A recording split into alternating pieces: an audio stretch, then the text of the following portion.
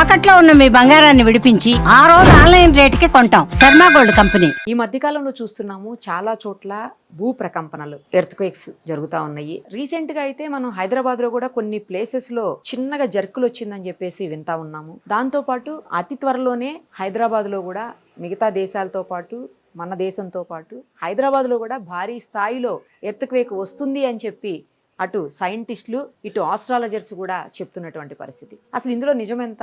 Earthquakes ఎలా వస్తాయి? Earthquakes నుంచి బయటపడాలంటే ఎలాంటి జాగ్రత్తలు తీసుకోవాలి? నిజంగా అసలు హైదరాబాద్కి అలాంటి ముప్పు ఉందా? ఇవన్నీ కూడా మనం ఇప్పుడు ప్రొఫెసర్ కోయ వెంకటేశ్వర గారిని అడిగి తెలుసుకుందాం. సార్ నమస్తే. నమస్తే మేడం. సార్ చెప్పండి, నిజంగా అసలు కొన్ని సేఫెస్ట్ ప్లేసెస్ ఉంటాయి ఎర్త్క్వేక్స్ నుంచి బయటపడేందుకు అని వింటుంటాము. నిజంగా భూ ప్రకంపనలకి దూరంగా ఉండేటువంటి పరిస్థితి మన హైదరాబాద్కు ఉందా? లేదు మనం కూడా ఎఫెక్ట్ అయ్యేటువంటి అవకాశం ఉందా? రాబోయే అతి కొద్ది రోజుల్లోనే ఈ న్యాచురల్ కెలామిటీ అయినటువంటి ఎర్త్క్వేక్ మొత్తం ప్రపంచాన్ని గడగడలాడించబోతుంది, దాంతోపాటు హైదరాబాద్ కూడా అని చెప్పేసి అంటా ఉన్నారు. అసలు ఎర్త్క్వేక్ అనేది ఏ స్థాయిలో ఉంటే అది డేంజర్, అలాగే మనుషులు ప్రాణాలు కోల్పోయేటువంటి పరిస్థితి, బిల్డింగ్లన్నీ కూలిపోయే పరిస్థితి, ఇవన్నీ ఎప్పుడుంటాయి? లాతూర్లో ఎప్పుడో ఒకసారి మహారాష్ట్రలో వచ్చింది, అత్యంత భయంకరమైనటువంటి భూ ప్రకంపనగా చెప్తా ఉంటారు దాన్ని. ఆ తర్వాత మళ్ళీ మన ఇండియాలో అలాంటిది చూడలేదు అని విన్నాను నేను. మరి అది నిజమో కాదో నాకు తెలియదు, అన్ని మీరే చెప్పాలి. ఇప్పుడు చాలా ముఖ్యమైన విషయం మేడం ఇది. నిజానికి 4.5 బిలియన్ల సంవత్సరాల క్రితం ఎర్త్ ఏర్పడినప్పుడు కేవలం ఒక అగ్నిగుండంగా ఉండేది, వాయు రూపంలోనే ఉండేది. నెమ్మదిగా కూల్ అవుతున్న కొంది కూడా ఏమైంది అంటే ఇది డిఫరెంట్ లేయర్స్ గా ఫామ్ అయింది. పూర్తి లోపల భాగాన్ని ఇన్నర్ కోర్, అవుటర్ కోర్ అంటారు. ఇన్నర్ కోర్ సాలిడ్ గా ఉంటుంది, దాని మీద అవుటర్ కోర్ ఉంటుంది. ఆ రెండు కోర్ మొత్తం కూడా కేవలం 2 మెటల్స్తోనే ఉంటుంది, అది ఐరన్, నికెల్. దాని తర్వాత మ్యాంటిల్ అనే లేయర్ ఉంటుంది. ఇక ఆ తరువాత లేయరే మనకి ముఖ్యమైనది ఎర్త్ క్రస్ట్ అంటాము. ఓకే, ఇవి దాదాపు మీరు చూసినట్లయితే సెంటర్ నుంచి ఎర్త్ యొక్క రేడియస్కి సమానంగా ఈ 4 లేయర్ల మొత్తం దూరం ఉంటుంది. ఈ క్రస్ట్ అనేది సుమారు 700 కిలోమీటర్ల వరకు మనం లెక్క తీసుకోగలిగిన ఉపరితలం నుంచి ఎర్త్ క్రస్ట్ అనేది ఒక 700 కిలోమీటర్ల దూరం వరకు లోపలికి తీసుకోగలిగిన, ముఖ్యంగా మనం ఇప్పటి వరకు లోపలికి చూసింది ఎంత అంటే ఒక 17-18 కిలోమీటర్లు మాత్రమే డిగ్ చేయగలిగాం. ఓకే, అంత దాటి ఎవరు వెళ్ళలేకపోయాం. ఇప్పుడు ఈ ఎర్త్క్వేక్లు కానీ లేకపోతే అగ్నిపర్వతాలు పేరుతున్నాయి అంటారు కదా, అవి కూడా అవలాంఖీలు కానీ ఇవన్నీ కూడా కేవలం ఈ ఎర్త్ క్రస్ట్లో వచ్చే మార్పుల ద్వారా జరుగుతూ ఉంటాయి. 25 కోట్ల సంవత్సరాల క్రితం వరకు సైంటిస్ట్ పరిశీలన చేసినట్లయితే 25 కోట్ల సంవత్సరాల క్రితం ఈ భూమి అనేది కేవలం ఎర్త్ క్రస్ట్కి సంబంధించి అడుగున 2 రకాల లేయర్లు మాత్రమే ఉన్నాయి. ఒకటి సముద్రానికి సంబంధించిన అడుగు భాగం, రెండోది continental plate. Oceanic plate, continental plate అని 2 ఉన్నాయి అనేది అర్థమైంది. అది ఇప్పుడు 25 సంవత్సరాల క్రితం. తరువాత గ్రాడ్యువల్గా ఈ ఎర్త్ క్రస్ట్లో వస్తున్న మార్పులు, ఈ ఎర్త్ క్రస్ట్ ఎక్కడ మ్యాంటిల్ ఉపరితలం వరకు ఉంటుంది. ఎర్త్ క్రస్ట్ అంటే అసలు కరెక్ట్గా చెప్పండి. క్రస్ట్ అంటే ఈ పైన ఉన్నటువంటి ఈ 2 రకాలు, మళ్ళీ క్రస్ట్ కూడా 2 రూపాల్లో ఉంటుందమ్మా. ఒకటి రిజిడ్ మెటీరియల్, మనం లోహాలు ఇవన్నీ కూడా చూస్తాం కదా, లోహాలు, వాటికి సంబంధించిన ఖనిజాలు ఇవన్నీ కూడా క్రస్ట్ రూపంలో ఉంటాయి, క్రస్ట్ అంటాము. క్రస్ట్ అంటే ఎగ్జాక్ట్గా భూమికి ఉపరితలం నుంచి 700 కిలోమీటర్ల దాదాపు వరకు కూడా అంతరంగా వెళ్ళేటప్పుడు ఉండే పదార్థాన్ని అంతా కూడా క్రస్ట్ అంటాం. కాంటినెంటల్ క్రస్ట్ అంటే మనకి ఖండాలు తెలుసు. ఎక్కడైతే భూమి ఉపరితలం అట్లాగే ఉంటుందో, నీరు లేకుండా ఉంటుందో దాన్ని కాంటినెంటల్ ఏరియా అంటాం. అదే నీళ్లు ఉన్న ప్రదేశాన్ని సముద్ర తలం అంటాము. సముద్ర తలం మీద నీళ్లు ఉంటాయి. అట్లా 2 మాత్రమే కాంటినెంట్లు ఉండేవి. ఒకటేమో కాంటినెంటల్ ల్యాండ్, రెండోదేమో ఓషన్కి సంబంధించింది. ఇప్పుడు ఇక్కడ ఏమవుతుంది అంటే ఓషన్స్కి సంబంధించి మనం పెద్దగా ప్రయోగాలు చేసింది ఏమీ లేదు. ఓషన్కి సంబంధించి డీప్గా వెళ్ళింది లేదు. ఎక్కువగా మనం ఎర్త్ క్రస్ట్ నుంచే మనకి కావలసిన, మనిషికి కావలసిన అన్నీ కూడా సంపాదించడం మొదలు పెడుతున్నాడు. ఈ విధంగా 25 కోట్ల క్రితం కేవలం సముద్రం కింద ఒక రకమైనటువంటి క్రస్ట్, ఈ కాంటినెంటల్ ఏరియా ఒక రకంగా ఉన్నది, ఇప్పుడు రకరకాల ముక్కలుగా విడిపోయింది. ఓకే, సుమారు 15 నుంచి 20 స్పెషల్ ప్లేట్లు, వాటిని ప్లేట్లు అంటున్నారు ఆ ముక్కల్ని, ఆ ప్లేట్లుగా మారిపోయినాయి. ఇందులో కొన్ని కాంటినెంటల్ ప్లేట్లు, కాంటినెంటల్ అంటే ఖండాల కింద ఉన్నాయి, నేల కింద ఉన్నాయి, ఓకే. మిగిలినవేమో సముద్రాల కింద ఉన్నాయి. ఈ ప్లేట్స్ ఇప్పుడు కూడా రెస్ట్లో ఉండవు, ఓహో. కంటిన్యూస్గా మూవ్ అవుతూ ఉంటాయి. ఓకే. ఓకే. మూవ్ అవుతున్నప్పుడు ఏం జరుగుతుంది అంటే ఇవి ఎంత వేగంతో మూవ్ అవుతాయి అనేది కూడా ఒక వండరే. మన కాలి గోర్ల యొక్క పెరుగుదల ఎంత వేగంగా ఉంటుందో సంవత్సరానికి సుమారు 1.5 సెంటీమీటర్ అంత వేగంగా ఇవి కదులుతాయి. అంటే ఎంత నెమ్మదిగా కదులుతాయి, చాలా స్లోగా. చాలా స్లోగా కదులుతాయి. ఇలా కదిలినప్పుడు మనకు ప్రమాదాలు రావు. కానీ కొన్ని చోట్ల టెక్నోటిక్ ప్లేట్స్ ఎట్లా కదులుతాయి అంటే దాదాపు 4 నుంచి 5 సెంటీమీటర్ల వేగంతో కదులుతాయి, కొంచెం స్పీడ్గా కదులుతాయి. పర్టికులర్గా ఈ కాలిఫోర్నియా కింది భాగంలో ఉన్న ప్లేట్లు అంత వేగంగా కదులుతున్నాయి. ఎప్పుడైతే అంత వేగంగా టెక్టోనిక్ ప్లేట్లు కదిలినాయో ఆటోమేటిక్గా ఆ కదలికలో అనేక మార్పులు జరుగుతాయి. ఒక ప్లేటు వెళ్ళి వేరే ప్లేటు గుద్దుకోవచ్చు, ఓకే. లేదా ఒకదానికొకటి దూరంగా జరిగిపోవచ్చు. ఇట్లా రకరకాల మార్పులు జరుగుతూ ఉంటాయి. ఈ మార్పులు జరిగినప్పుడు ఎనర్జీ వస్తుంది. దీనితో పాటు అంటే అక్కడ ఉన్నటువంటి మెటీరియల్ అంతా కూడా పౌడర్ అయిపోతుంది.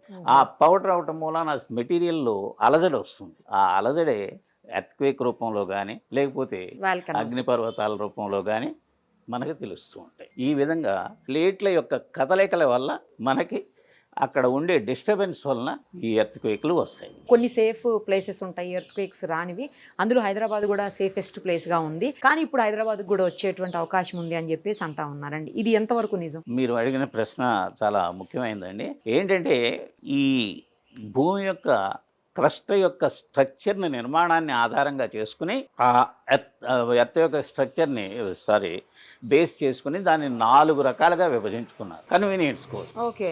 ఈ 4 రకాల్లో కూడా సీస్మిక్ వేవ్స్ అని భూమికి సంబంధించిన ఇందాకట విధానాల్లో వచ్చేటటువంటి కంపనాల మీద ఆధారపడి ఇది సేఫ్ జోను, ఇది సేఫ్ జోన్ కాదు అని ఒకటి ఉంటే వాటికి నెంబర్ 1 ఇచ్చినట్లయితే ఆ కంపనాల పరిమితి 1 లోపు ఉంటే అది మోస్ట్ సేఫ్ జోన్. ఓకే. మన తెలంగాణ ఆంధ్రప్రదేశ్లు సెకండ్లో ఉన్నాయి. సెకండ్ మ్యాక్సిమం ఇప్పుడు ఈ డిస్టర్బెన్స్ల మూలాన థర్డ్కి వచ్చే అవకాశం ఉంది. థర్డ్ వరకు కూడా ఎలాంటి ఇబ్బందులు రావు. ఫోర్త్ వెళ్ళినట్లయితే అది ప్రమాదకరమైనటువంటిది. ఇంతవరకు అయితే హైదరాబాద్కి సేఫ్ జోనే అన్నారు. కానీ ఈ మధ్య రస్తోగి కమిటీ అని వాళ్ళు చేసిన రీసెర్చ్ వలన ఏమైంది అంటే రామగుండం, భద్రాచలం, ఓకే, ఆ ఏరియాల్లో భూమి యొక్క స్ట్రక్చర్ చూస్తే ప్రోన్ టు అంటే అవకాశం ఉన్నటువంటి ఎర్త్క్వేక్లకు అవకాశం ఉన్నటువంటి ల్యాండ్గా ఇప్పుడు పరిగణిస్తున్నారు. అది మిగిలిన ఏరియాల్లో కూడా ప్రమాదకరం కావచ్చు. అదిగాక మల్టీ ఫ్లోర్డ్ బిల్డింగ్స్ వీటి వలన కూడా ప్రమాదం వచ్చే అవకాశం ఉన్నది అని ఈ రస్తోగి కమిటీ ఇంకా పూర్తిగా ఫైనల్గా ఇది జరుగుతుంది అని వాళ్ళు కూడా చెప్పలేరు, కానీ వాళ్ళు ప్రమాదాన్ని సూచించారు. హైదరాబాద్ కూడా చూస్తున్నారు, హైదరాబాద్ కూడా, ఎందుకంటే మల్టీ స్టోరీడ్ ఉండేది ఎక్కువ హైదరాబాద్ సైడ్ కాబట్టి ఈ బిల్డింగ్లు కట్టడం వలన మనం ఎర్త్ క్రస్ట్ని బాగా కదిలిస్తున్నాం, ఉపరితలంలో కదిలిస్తున్నాం. అవతల మ్యాంటిల్ నుంచి అంటే ఇంకా క్రింద భాగం నుంచి హీట్ కంటిన్యూస్గా వస్తూ ఉంటుంది. ఈ మధ్యలో రేడియో యాక్టివ్ మెటీరియల్స్ ఉంటాయి, అవి కంటిన్యూస్గా ఎనర్జీ రిలీజ్ చేస్తూనే ఉంటాయి. ఇవన్నీ కలిపి ఈవెన్ హైదరాబాద్, సికింద్రాబాద్ లాంటి ప్రాంతాలు కూడా నెమ్మదిగా ఈ ఎర్త్క్వేక్ జోన్లుగా మారే అవకాశం ఉంది. ప్రస్తుతానికైతే ప్రమాదం లేదు. సార్ మీరు ఇందాక చెప్పారు 1, 2 వరకు నో ప్రాబ్లం, 3 నుంచే కొంచెం ఇబ్బంది ఉంటుంది, 4th అయితే ఇంకా మరీ డేంజరస్ జోన్ అన్నట్టు అని. సరే ఇప్పుడు 1, 2లో ఉన్నటువంటి మన హైదరాబాదు లేదా తెలంగాణ ప్లేసు లేదా ఆంధ్రప్రదేశ్ ఇవన్నీ కూడా 3లోకి జాయిన్ అయిపోతున్నాయి మెల్లగా అని చెప్పి, మళ్ళీ అవేమన్నా వెనక్కి వచ్చే అవకాశం ఉంటుందా, ఇంకా పైకి పోతూనే ఉంటాయా? దీనికి సాధ్యమైనంత వరకు భూమిలో డిస్టర్బెన్స్లు మొదలైన తర్వాత ఇప్పుడు 25 కోట్ల సంవత్సరాల క్రితం ఒక 2 ప్లేట్లు ఉన్నటువంటి ఏది కంటినెంటల్ ప్లేట్ అండ్ ఓషనల్ ప్లేట్ 2 ఉన్నవి ఇప్పుడు 15 నుంచి 20 దాకా ముక్కలైనవి. ఈ ముక్కలు కూడా ప్రూఫ్లు క్లియర్గా సైంటిఫిక్గా చూశారు. కాబట్టి ఇంకా ఉన్న కొంది కూడా డిస్టర్బెన్స్ పెరుగుతుందో తప్పితే తగ్గదు. అది సైన్స్లో ప్రిన్సిపల్ అది. ఉన్న కొంది కూడా ఎంట్రోపీ పెరుగుతుంది. ఎంట్రోపీ అంటే డిజార్డర్ ఇన్ ద సిస్టమ్. అందుకని మనకి రాను రాను ఇంకా ప్రోన్ అవుతాం, కానీ ఈ భూకంపాలకి వాటికి దూరంగా వెళ్ళే అవకాశం ఉండదు. అంటే మనం ప్రకృతిని కాపాడకపోతే ప్రకృతి శిక్షిస్తుంది అనమాట. అంతే కదా సార్? బాగా చెప్పారు. అంతే, మనం దానితో ఆడుకుంటే అది మనతో ఆడుకుంటుంది. ఇప్పటికే అనేక రకాల మార్పులు లోపల జరుగుతూ ఉన్నాయి టైం పరంగా. ఆ మార్పుల వలన ప్రమాదాలు పొంచి ఉన్నాయి. మనం దానికి తోడు ఇంకా ఇష్టం వచ్చినట్టు దాన్ని కనుక వాడితే చూడండి, ఆఫ్టర్ ఆల్ ప్లానెట్ అనేది పర్టికులర్లీ మన ఎర్త్ ఆ దరి నుంచి ఈ దరికి మ్యాక్సిమం 12,000 కిలోమీటర్లు డయామీటర్ నేను చెప్పేది. ఇందులో సగానికి మీరు తీసుకుంటే లోపలంతా కూడా 5,000-6,000 డిగ్రీల సెంటీగ్రేడ్ దగ్గర ఉన్న మ్యాటర్ ఉంది. ఓకే. ఈ ఐరన్ పర్టికులర్లీ కోర్లో అంత టెంపరేచర్ ఉంది. మరి అలాంటి దాన్ని నువ్వు డిస్టర్బ్ చేసుకుంటూ వెళుతుంటే ప్రమాదం డెఫినెట్గా పొంచి ఉంటుంది. కాబట్టి ల్యాండ్ని సాధ్యమైనంత వరకు డిస్టర్బ్ చేయకుండా, ఈ మల్టీ స్టోరీడ్ బిల్డింగ్స్ ఇలాంటివి కట్టకుండా, హీట్ పెరగకుండా, అంటే పర్యావరణాన్ని పరిరక్షించితే మనకు డెఫినెట్గా ఉపయోగాలు ఉంటాయి. సార్, ఇప్పుడు మీరు అన్నట్లు మల్టీ స్టోరీడ్ బిల్డింగ్స్ ఆగవు, అవి కడతనే ఉంటారు, విపరీతమైనటువంటి రద్దీ కాంక్రీట్ జంగిల్ లాగా తయారు చేస్తూనే ఉంటారు. కానీ ఆల్టర్నేట్ ఏమన్నా ఉందా అది చెప్పండి. మనం కాపాడుకోవడానికి ఇంకా ఆల్టర్నేట్ అంటే మొక్కలు నాటడం అనో, లేకపోతే ఇంకా వాటర్ కంటెంట్ని పెంచుకోవడానికి ఇంకేమన్నా చేయటమా, అంటే డ్రైన్ వాటర్నో, లేకపోతే రెయిన్ హార్వెస్టింగ్, ఇట్లాంటివి ఏమన్నా ఇంకా కొన్ని అదర్ సోర్సెస్ చెప్పండి.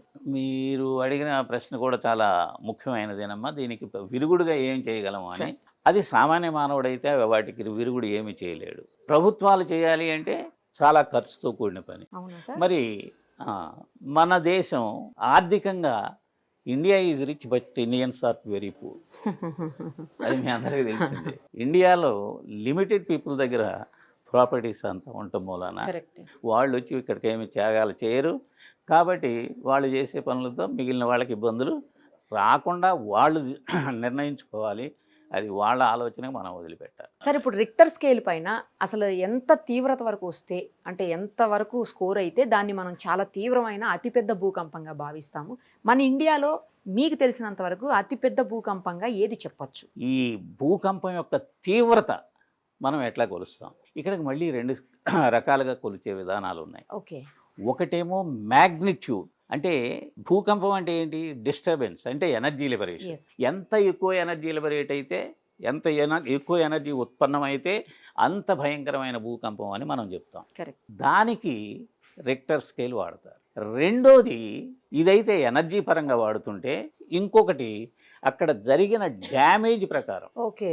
గ్రౌండ్ ఫ్లోర్లో ఇంత నష్టం జరిగిందా, ఒక 5 స్టోరీడ్ బిల్డింగ్ ఉంటే ఫస్ట్ ఫ్లోర్లో ఇంత జరిగిందా, సెకండ్ ఫ్లోర్లో ఇంత, అంటే ఇంటెన్సిటీ అంటాం దాని మీద. ఇంటెన్సిటీ పరంగా ఒక రకంగా కొలుస్తారు. రెండోదేమో ఎనర్జీ పరంగా రెండో రకం. ఇంటెన్సిటీ అండ్ ఎనర్జీ, ఈ రెండు కూడా స్కేల్, ఇంటెన్సిటీ అండ్ ఎనర్జీ ఈ 2 స్కేళ్లతో కొలుస్తారు. మీరు అడిగిన రెక్టర్ స్కేల్ గురించే మనం మాట్లాడదాం. ఈ రెక్టర్ స్కేల్కి లిమిట్ ఏమి ఇవ్వాల పైన మనం, కానీ లెస్ దాన్ 2.5 రిక్టర్లో కనుక జరిగితే వాళ్ళు ఒక పై స్కేల్ ఇవ్వకపోయినా ఏమిటి ఈ రిక్టర్ స్కేల్ అనేది కొంచెం చూద్దాం. ఈ రిక్టర్ స్కేల్ ఏమిటి అంటే భూకంపంలో వచ్చే ప్రకంపనాల యొక్క ఫ్రీక్వెన్సీ లేదా యాంప్లిట్యూడ్, ఇవన్నీ కూడా తరంగ లక్షణాలు. వీటన్నిటిని ఏమంటాము? తరంగ లక్షణాలు. వీటి మీద ఆధారపడి ఒకటి ఉన్నది అంటే ఎట్టి ప్రమాదం లేదు, అప్ టు 2.5. ఈ 2.5లు 1లు ఏంటని మీరు అడగవచ్చు. ఇవన్నీ కూడా లాగరిథమిక్ మ్యాథమెటికల్ ఎక్స్ప్రెషన్స్, లాగరిథమ్స్ పరంగా ఎక్స్ప్రెస్ చేస్తారు. అంటే 1 నుంచి 2కి వెళ్ళామంటే 10 టైమ్స్ డేంజర్ అని లాగరిథమిక్ అంటే పవర్స్ ఆఫ్ 10 అన్నమాట. 2 నుంచి 3కి వెళ్ళామంటే మళ్ళీ ఇంకో 10 టైమ్స్ 2 నుంచి 3కి. అంటే ఈ 1 నుంచి 3కి వెళ్ళాలి అంటే 100 టైమ్స్ పెరిగిపోతుంది. అట్లా ఒక్కొక్క దానికి 10th పవర్లో ఈ ఎనర్జీ పరంగా ఎర్త్క్వేక్ యొక్క తీవ్రతను మనం చెప్తాము. మరి 2.5 లోపు అసలు కొన్ని మిలియన్ల ఎర్త్క్వేక్లు ఒక సంవత్సరంలోనే వస్తుంది. కొన్ని మిలియన్లు అంటే అవి మనకు అసలు తెలియని కూడా తెలియదు, మనం ఫీల్ కాం వాటిని, తెలియని కూడా తెలియదు. 2.5 నుంచి 5 వరకు కొంచెం ఏదో కదిలినట్లు, డిస్టర్బ్ అయినట్లు, బల్బులు తిరిగి అట్లా ఫ్యాన్ ఊగినట్టు లేకపోతే గిన్నెలు కింద పడ్డాయి అని మనం వింటుంటాం సార్. అవును. అవి 2.5 నుంచి 5 లోపల ఉంటాయి. చిన్న చిన్నగా అక్కడ అలజడు అంతే అంతే. అది 2.5 నుంచి 5 వరకు. ఓకే. మళ్ళీ 5 నుంచి 6 వరకు నెక్స్ట్ యూనిట్ తీసుకున్నట్లయితే కొంచెం చిన్న ప్రమాదాలు కూడా జరగవచ్చు. ఏదో కొంచెం వీక్ బిల్డింగ్ ఉందనుకోండి, అది పడిపోవచ్చు. అటువంటి ఏమైనప్పటికీ కూడా అప్ టు 6 భయంకరమైనవి మాత్రం కాదు, ప్రమాదకరమైనవి మాత్రం కావు. ఈ 6కి వచ్చేసరికి అది ఇయర్లీ 300, 400 అన్ని జరుగుతూనే ఉంటాయి. ఇక మనం 6 నుంచి 7 ఇది కొంచెం ప్రమాదకరమైనది. ఒక విధంగా చూస్తే 7 పైన ఏది వచ్చినా కూడా అది అత్యంత ప్రమాదకరం. తీవ్ర భూకంపంగానే మనం భావించాలి. డెఫినెట్గా తీవ్ర భూకంపంగా మనం పరిగణలోకి తీసుకుంటాం. ఆ విధంగా రెక్టర్ స్కేల్ని ఆధారం చేసుకుని చూస్తుంటే మొన్న మయన్మార్ ఇవన్నీ కూడా 7.9 వచ్చింది అన్నారు మయన్మార్లో.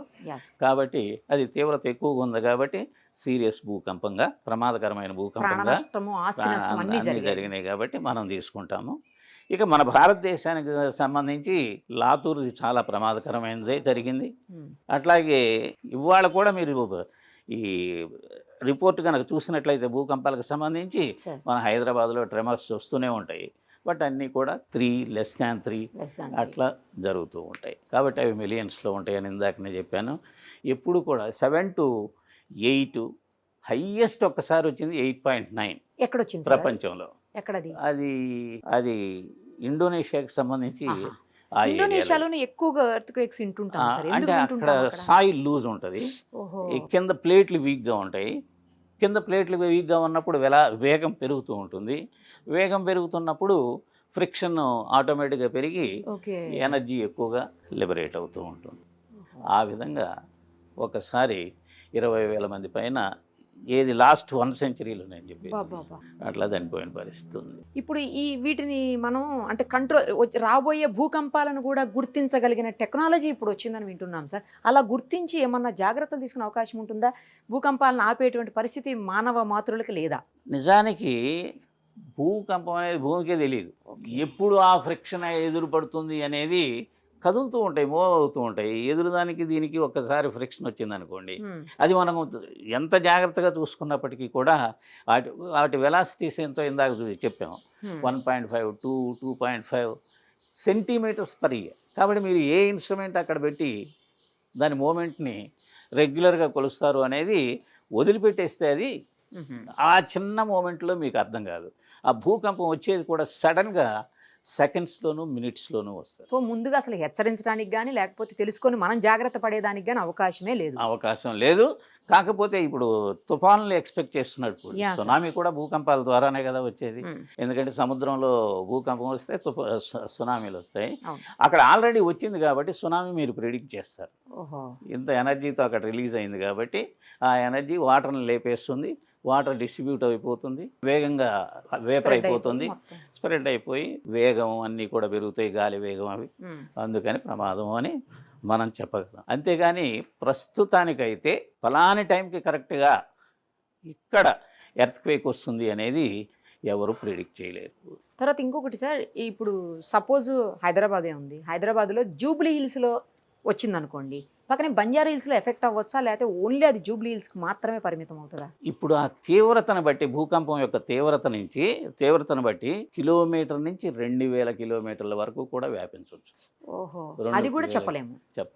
ఇక్కడ ఉన్న తీవ్రత, ఇక్కడ ఉన్న ఒత్తిడి మూలన కొన్ని 10,000 కిలోమీటర్లు, 2,000 కిలోమీటర్లు కూడా ఎఫెక్ట్ ఇచ్చిన భూకంపాలు మనం చూసాం. 2,000 కిలోమీటర్ల వరకు ఒక్కసారి అంటే ఒక్క ప్లేస్లో ఒక్కసారి వచ్చిందంటే అది 2,000 కిలోమీటర్లు స్ప్రెడ్ అవుతుంది. అంతే, అట్లా ఉంటుంది. తక్కువ అంటే 1 కిలోమీటర్ వరకు అవుతుందా సార్? 1 కిలోమీటరు, లేకపోతే ఓన్లీ ఒక 1 కిలోమీటర్ 2 కిలోమీటర్స్ కామన్ లేండి. మొన్న ఎక్కడ ఎవరో చెప్తుంటే విన్నామండి, జూబ్లీ హిల్స్లో కేవలం ఒక బిల్డింగ్ మాత్రం ఏదో కదిలినట్టు ఫీలింగ్ కలిగింది అని చెప్తున్నారు. వాళ్ళు నిజమా? అట్లా ఉంటుందా? వాళ్ళు కేర్ఫుల్గా ఫాలో అయి ఉంటారు, లేకపోతే వాళ్ళు ఫీల్ అయి ఉంటారు.